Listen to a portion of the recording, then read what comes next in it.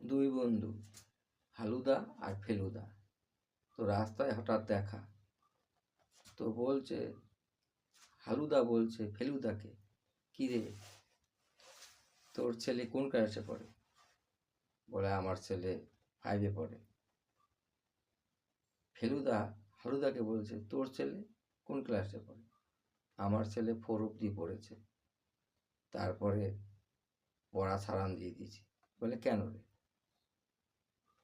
বলে, ওরে মোটর গ্যাসে দিয়েছি।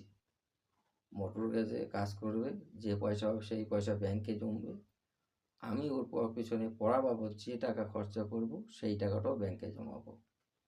বলে, কেন? টাকা দিয়ে কী করবি তারপরে?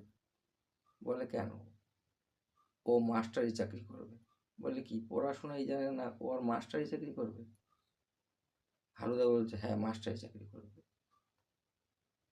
ঘুষ দেবো, ঘুষ ঘুষ দিয়ে মাস্টারি চাকরিতে ঢোকাবো। ফেলুদার মাথায় হাত। বলে, এ হয় নাকি? বলে, হয়, দেখিস না আজকালকার।